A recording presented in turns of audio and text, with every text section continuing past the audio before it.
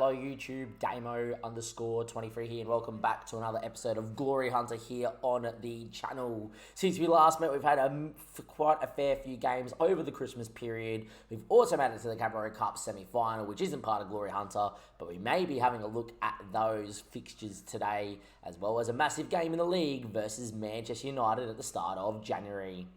If you haven't known, or if you did not know, we are actually currently live on stream, same as with last episode, filming it in the same session. We do have our links down below to the Twitch channel. We do try to stream Glory Hunter maybe once a week, give or take. Depends on where the content for YouTube is and how close to update it is with me actually playing as well. And we're pretty close at the minute. Now, let's talk about Manchester United and West Ham here and what this tie means. As you can see, we're currently 3 points clear with a game in hand on Arsenal and Liverpool. United, however, if they win this game and then win their next game, will then go equal points with us because they would win this one and have one game in hand. And yeah, so it's all very tight and congested. As you can see, from Manchester City in 7th up to myself, it's 11 points. Arsenal have come out of nowhere. Liverpool started dropping off the boil. Aston Villa is still around. And United, obviously, quite an interesting side to be focusing on as well. As you can have a look here in the schedule since we last met, which was the Liverpool 1-1 and the 4-3 against Manchester City. Beat Newcastle 2-1 in a game that we dominated. We needed a 94th minute winner from DOPDA, though, to win. Didn't dominate. We had other games where we definitely dominated. We beat Everton. We were 4-0 up and then decided to start conceding goals. First clean sheet in about a month and a half, 2 months when we played Middlesbrough. Thank Christ we did. 27 shots, 8 on target, XG of 4.21. A lot of blocks, a lot of saves from their keeper, and a lot of misses from point-blank range. Salcedo scored from outside the area for his first ever goal for West Ham in this game. Wasn't, not bad goal. It was standard usual from outside the area. Thankfully, mercifully, did not concede here at all. We then beat Southampton 3-1, and this was another one of those games that was quite frustrating. XG of over 5, 26 shots, 12 on target. Tried everything to score. Mert scored from kickoff in the second half, and then watched us dominate all second half before finally scoring in the 94th minute as well. We went 4-2-3-1 in the second half of this game because we were dominating that much. Got us the goals, which I was like, okay, we're going to start 4-2-3-1 here against Brighton. We won 2-0, but yet again, we weren't particularly great in this game, but we were the better side and, ended up putting it to fruition and Calvert-Lewin back on the score sheet. So I said, you know what, I'm going to play 4-2-3-1 once more against Wolves because that's their worst performance, that's their worst formation they're up against. Played okay, didn't play bad, but yet again, XG of 1.5, only 18 shots, only 4 on target. Bowen with a 5.9, just one of those days where the ball didn't want to go in the back of the net. So as you can see at the minute, we're conceding to an XG that's a little bit under of late, and we are not scoring to our XG as well. So, if you have a look at goals, we've got 40 this year in the league, which is not bad. Expected goals, though, were under by 2.5, 2.59, which is not smack bang in the middle of the park. If we're performing over, like some teams are here, that would be nice. Underperformance there, expected goals 4. So we expected 43, we're currently on 40. So there we are. And then if you have a look at the defensive one, conceded 19, expected goals against is 20. So we're just about that mark, and that started to regress in the last few weeks over Christmas period. But if you have a look, a lot of games in quick succession, 2 clean sheets in that, a pretty comfortable win against Southampton, of course, as well. And the Wolves game we really could have won. It's a really good run of form, and we've really been really good this year. So yeah. Then it's Cabaret Cup. We've got Manchester United first and second leg. Depending if this game is very quick, barely any highlights, I'll probably give you the second leg of that. We've got drawn against Donny in the middle, so I could rotate against Doncaster in the FA Cup and then look at what happens in the Cabaret Cup. Or we could go full strength here against United, have a storming of a game, and then, I'll just let you guys know if we make the final or not, if we do. Anyhow, Arsenal just beat Liverpool as well today, which is huge. We're lining up like this. We have had an injured Zaniolo. Came back, got injured again, did his hammy, and Thuram's been out as well, so a few injuries. So we've actually caught up Lewis Brown. You might be thinking, Damien, who's Lewis Brown?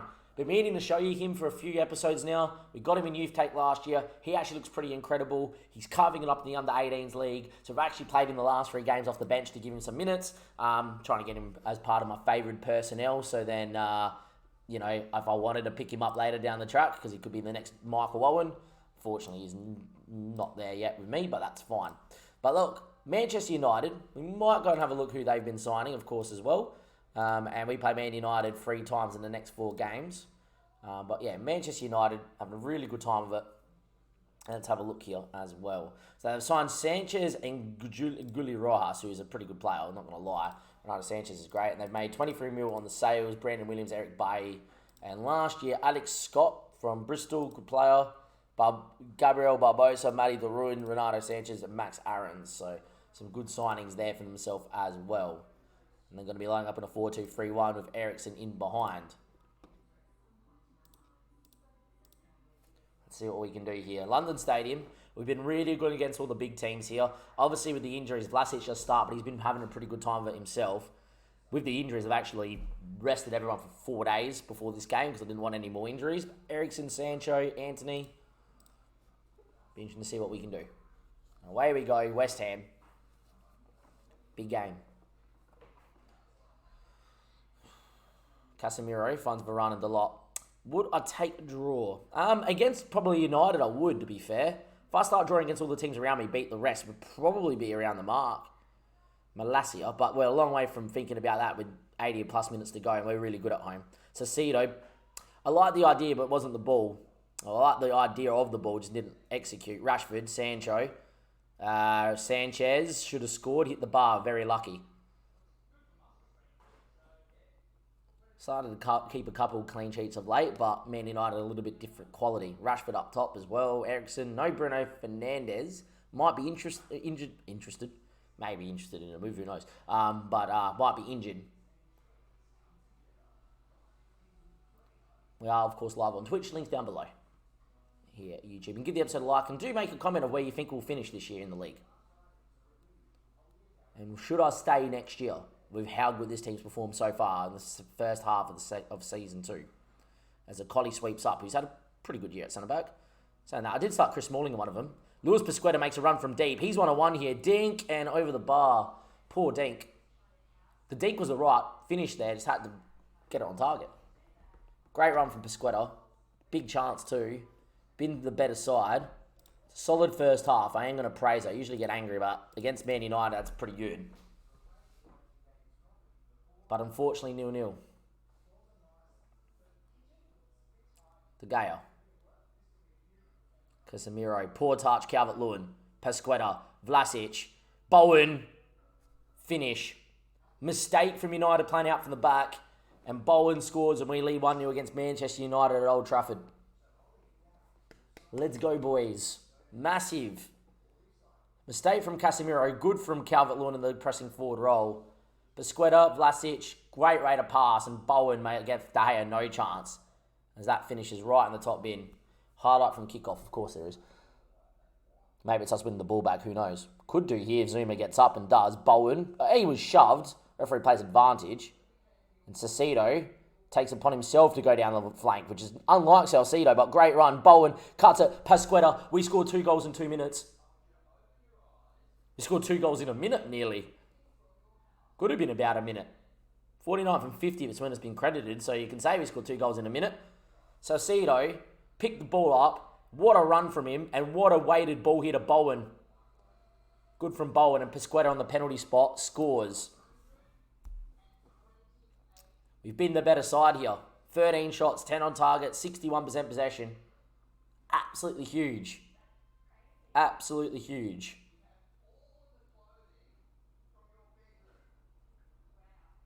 Time ticks away. Creswell. Backstick ball. Calvert-Lewin. 3-0. So Sato is coming off for Marino. Zuma's had a good game. Chris Smalling. We are going to give you guys a little bit of Lewis Brown action up top on the last man. And Diarastica for Pasquetta, I think, as well. I'm going to leave one change up our sleeve. By the way, Krez was announced his retirement. Stupian wasn't 100% fit as well the last few weeks. I didn't want to risk him here and play him injured. Time ticks away, though. And I'm going to get on Danny Ings to keep him happy as well. But what a performance. Against one of the teams chasing us in the league. This could be 4-0. Creswell, a collie straight at De Gea.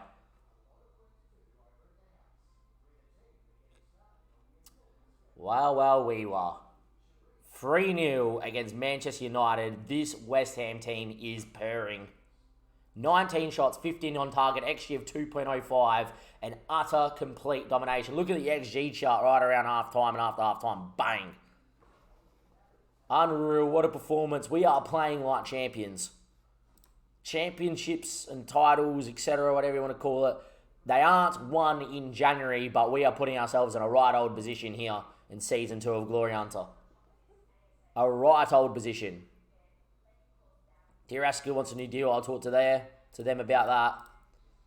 That is superb. We got Man United in 4 days' time. In terms of this episode, that was pretty clean cut and everything that we needed to. I'm actually going to be back with I'm going to give you back like the second leg if it's really tight or tense, or I'm just going to come back and recap both fixtures depending if we win or lose. And obviously I'll let you know if we beat Doncaster in the third round of the FA Cup, because the FA Cup is definitely part of the Glory Hunter Challenge, where the Cabaret Cup isn't. But United, semi-final, could make it at Wembley in Season 2. Let's find out. If we look at that screen, YouTube, I don't have to bring in any drama. We're through to the final of the Cabaret Cup. We've been utterly dominant against Manchester United over this last month, and it continued in the said Cabaret Cup ties. We did get slightly lucky in the second leg, but, you know, that happens. In terms of the games here, first we'll get Donny out the way. We've been picking up injuries. Calvert-Lewin's now out injured. We've had Zanola come back from injury. Tarum coming back from injury. So, rotated there, couple changes. Actually, after the 60th minute, played on a very low tempo, dominating, which is fine. But yeah, Manchester United, here we go. Very similar to the first leg. We won 3-1, been the better side there, and Rashford's penalty, never repent.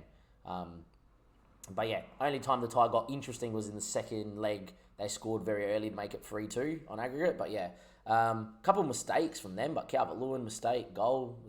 Lindelof has one of the worst games in FM history in the second leg. But yeah, and then obviously great ball from here over to Bowen. Bowen with a great finish. And then Vlasic with a superb finish as well. And he picks this one up here. Diraska does well. Great ball to Vlasic, and then just top bin as top bin gets. De Gea left no chance. Penalty that arguably wasn't a penalty as well, if the game lets us.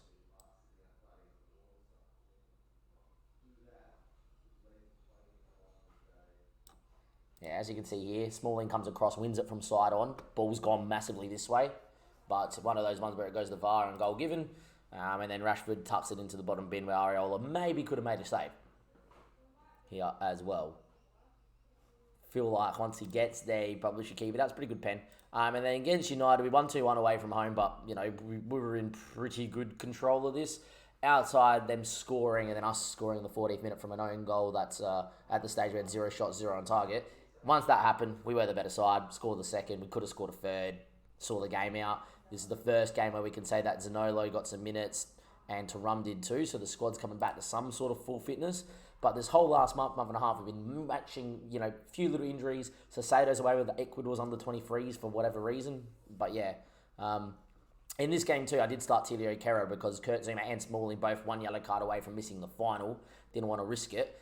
When this went in, I was a bit nervy that was a wrong choice. But Lindelof is Lindelof, and just we can all have a laugh at him here. Deflection, poor bloke. De Gea misses it in, great. And then this goal here is just, yeah, this is a bit silly. I feel like the match ends like that, finds things that's a goal. But yeah, Lindelof forgets that, you know, Danny Ings is still around and stops it, and yeah, whatever. But we get through the time fairly comfortably, which means we will be playing Liverpool in said final. Liverpool have been fairly confident in the Cabaret Cup. Got Southampton, smacked them, beat Brentford as well. Just, yeah, Liverpool been Liverpool, which is great. But look, very happy with that. Through to the Cabaret Cup final. That's in between Napoli. And we play Liverpool doubleheader.